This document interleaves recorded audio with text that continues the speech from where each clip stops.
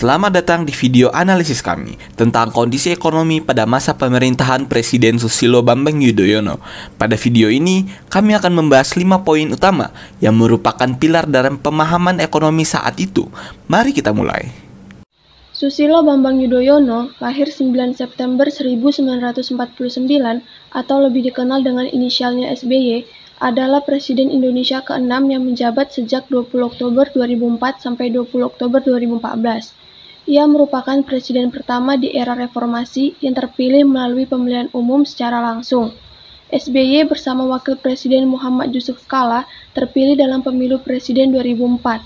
Ia berhasil melanjutkan pemerintahannya untuk periode kedua dengan kembali memenangkan pemilu presiden 2009. Kali ini ia bersama Wakil Presiden Budiono. Sejak era reformasi dimulai, Susilo Bambang Yudhoyono merupakan Presiden Indonesia pertama yang menyelesaikan masa jabatan selama 5 tahun dan berhasil terpilih kembali untuk periode kedua.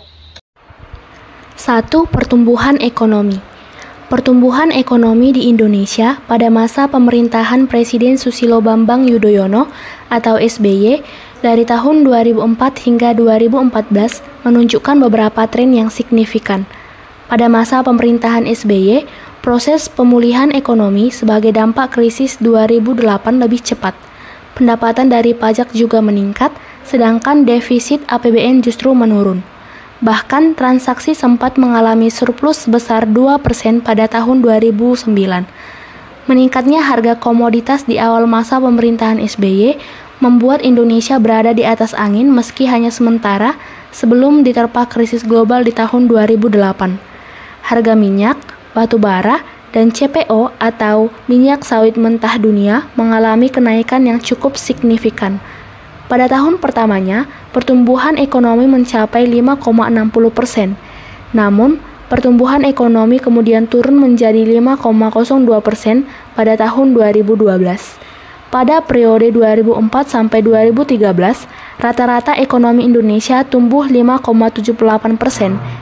Pada masa pemerintahan SBY, Indonesia juga mengalami booming komoditas, terutama pada pertengahan tahun 2000-an yang ditopang oleh pertumbuhan double digit Cina. Secara keseluruhan, pertumbuhan ekonomi di Indonesia selama masa pemerintahan SBY menunjukkan tren yang relatif stabil. Kemudian yang kedua yaitu kemiskinan.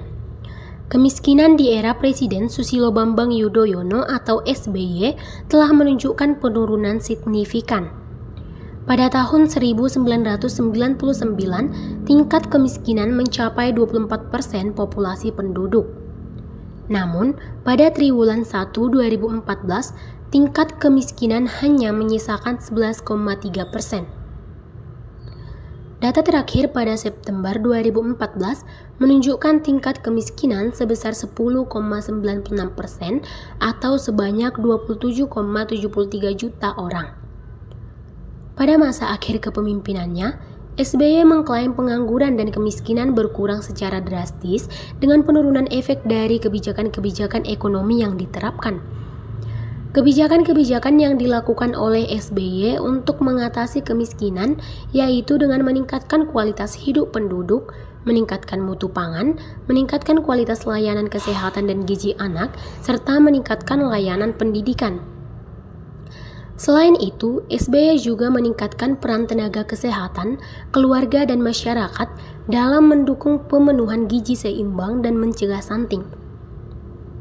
Namun, tidak semua periode masa pemerintahan SBY menunjukkan penurunan kemiskinan.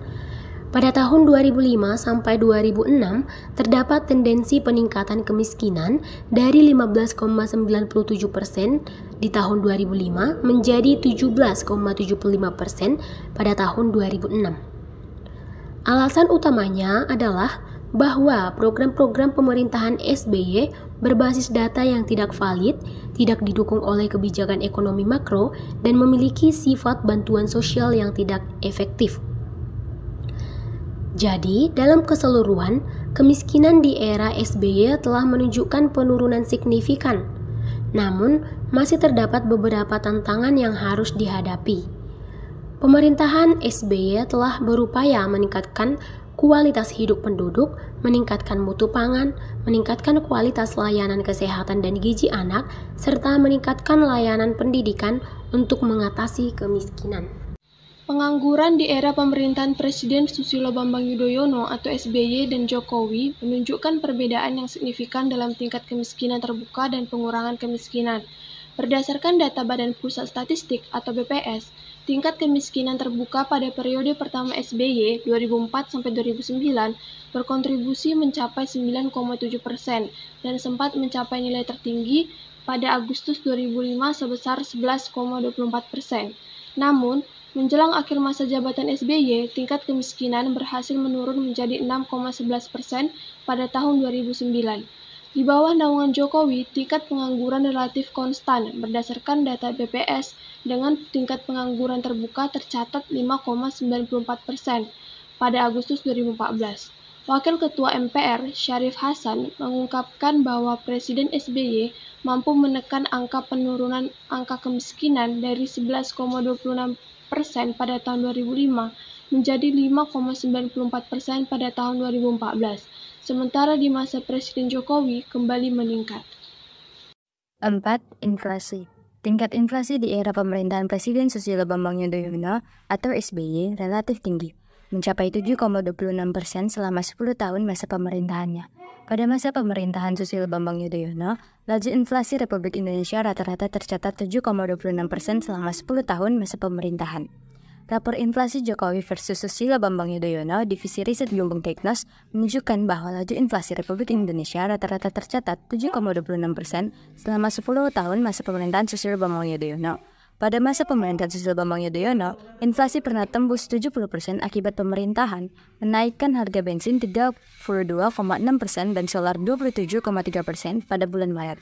Kemudian, pada bulan Oktober di tahun yang sama, harga bensin naik lagi 87,5% dan solar 104,8%.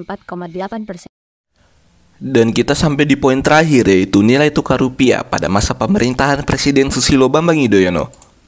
Pada awal periode kedua masa jabatannya, yakni 2009, nilai tukar rupiah terhadap dolar AS sebesar Rp9.620 per US dollar. Sementara pada Oktober 2014 tercatat nilai tukarnya melemah cukup tajam menjadi Rp12.080 per US dollar atau ambles 25,57% hanya dalam 5 tahun.